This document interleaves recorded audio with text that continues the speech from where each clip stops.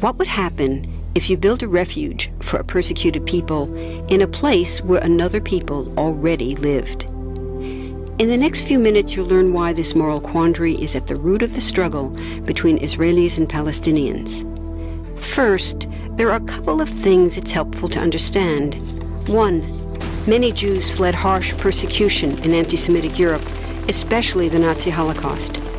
Zionists encouraged massive immigration to historic Palestine, at that time a British colony, where Jews had an age-old connection and where small Jewish communities had long existed among larger groups of indigenous peoples.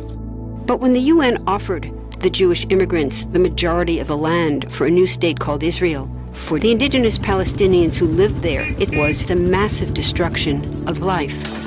They rejected the UN's partition plan, and several Arab states invaded the new state of Israel. Israeli forces essentially erased over 400 Palestinian villages and towns. By the end of the fighting, Israel controlled 78% of historic Palestine. And when 750,000 Palestinians who fled or were expelled during fighting tried to return to their homes where the new state now stood, they were permanently barred by the Israeli government. While over 100,000 of their relatives and neighbors who hadn't left became second-class citizens of the new state, along with the new Jewish majority. Today, Palestinian refugees and their descendants number in the millions. Most are in the Gaza Strip, the West Bank, and Jordan. Many are spread throughout the world, with millions still living in refugee camps, seeking to return to their homeland. To sum up, one group of refugees found a much-needed home. But in the process, a new group of refugees was created. Here's the second thing to understand. Israel was founded as a Jewish state. But now ask yourself, what exactly does that mean? People had lots of ideas about what a Jewish state should look like. Some called for equality for all citizens. But what was created, in practice, was institutional discrimination against non-Jews. In other words, Israel ended up being built on a blueprint of exclusion.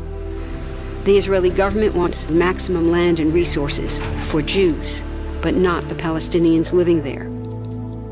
That's why, inside Israel, Jews get special privileges, including rights to land and housing, that are denied to the Palestinian citizens, who make up 20% of Israel's population. That's also part of why Israel has never defined its borders. In fact, they still hold on to land, the West Bank and Gaza, that they conquered in the war in 1967. Since then, Israel has built Jewish settlements throughout the occupied West Bank, building Jewish-only cities and supplying them with infrastructure like roads and army camps, schools, and even a college. Military occupations are meant to be temporary. But after 40-plus years, this one looks permanent and entirely unjust. In the West Bank, Israeli Jewish settlers and Palestinians live on the same land, but must live under two completely separate and unequal systems of Israeli law. The Jewish settlers dominate the natural resources, including water and agricultural land, and they're backed by the Israeli army. To maintain the occupation, Israel has demolished thousands of Palestinian homes and orchards, confiscated Palestinian land, bombed a captive civilian population in Gaza, and punished resistance with raids, arrests, and assassinations, all to gain maximum land while making life so difficult for Palestinians that they will either leave or be too afraid to resist. Palestinians have fought back. For decades, they tried to achieve national liberation through armed struggle. Some groups still do. But the majority now support popular protest instead. The deeply harmful pattern of control, repression, and violence profoundly harms Palestinians living under occupation and Israelis living as occupiers. This must be broken to reach a peaceful and secure future for both peoples. Now that you understand the problem, what about the solution? What about peace talks? So far, over 2 decades of U.S.-backed peace talks have actually made things worse by helping Israel continue the occupation. It's been years of talking while Israel massively expanded the Jewish settlements and literally redrew the map.